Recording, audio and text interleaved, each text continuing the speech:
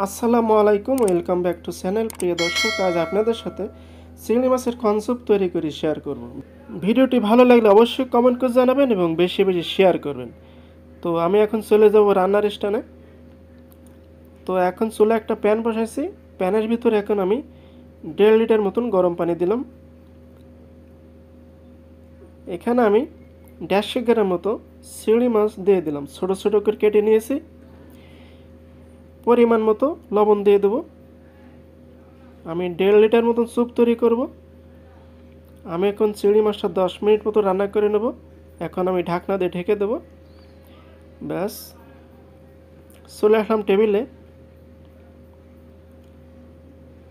তো এখানে 3টা ডিম মতো আমি ভেঙে নেব, ভেঙে আমি ফেটে নেব।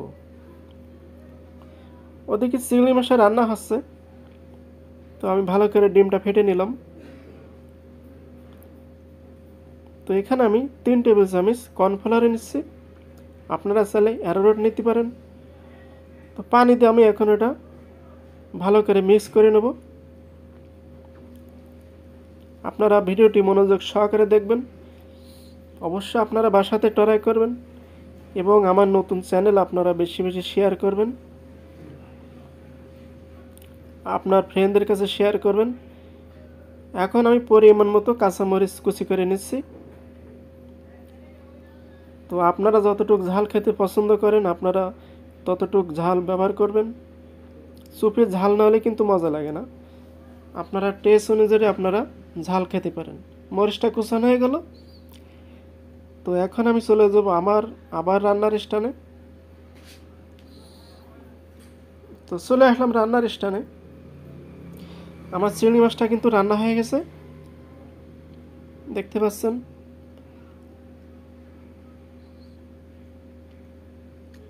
তো এখন আমি 2 চা চামচ টেস্টিং সল্ট দিয়ে দিলাম।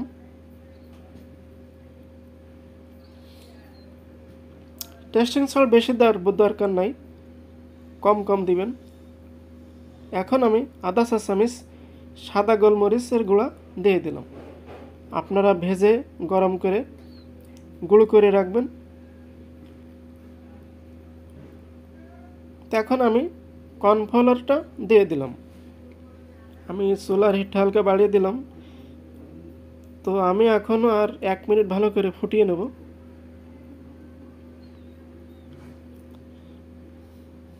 খুবই সুস্বাদু একটি স্যুপ, আপনারা বাসাতে অবশ্যই ট্রাই করে খাবেন। তো আমি কিন্তু 1 মিনিট ভালো করে আমি ফুটিয়ে নিয়েছি। এখন আমি চুলা আবার কমিয়ে দিয়েছি, চুলার হিট কমিয়ে দিয়েছি, দেখতে পাচ্ছেন। তো এখন আমি 2 টেবিল চামচ চিনি দিয়ে দিলাম।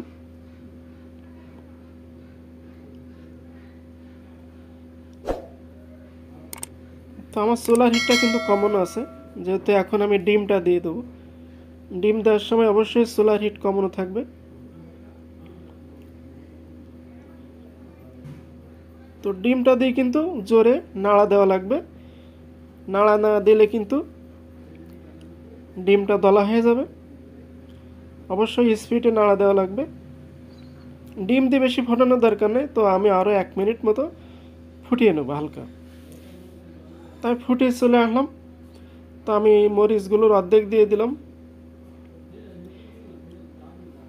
যদি কারো মরিচ বেশি লাগে তারা নিয়ে খাবে, সমস্যা নেই। তো এখন আমি লবণ টেস্ট করব, লবণ ঠিক আছে কিনা। তো আমার লবণ ঠিক আছে, আর লবণ দেওয়ার প্রয়োজন নেই। তো আপনারা স্বাদ অনুযায়ী সব কিছু আপনারা অ্যাড করে নেবেন। তো প্রিয় দর্শক, রেসিপি কিন্তু তৈরি হয়ে গেল। তো এখন আমি নামিয়ে পরিবেশন করব। তো দেখতে পাচ্ছেন আমার চিংড়ি মাছের কনসুপ তৈরি হয়ে গেল। দারুণ একটা ফ্লেভার এসেছে। তো আপনারা বাসাতে অবশ্যই ট্রাই করে খাবেন। তো আজকে ছিল আমার চিংড়ি মাছের কনসুপ।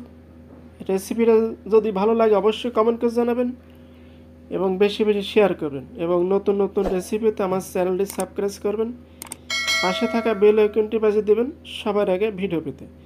আজকের মতন এখানে বিদায়। সবাই ভালো থাকুন, সুস্থ থাকুন। আসসালামু আলাইকুম, আল্লাহ হাফেজ।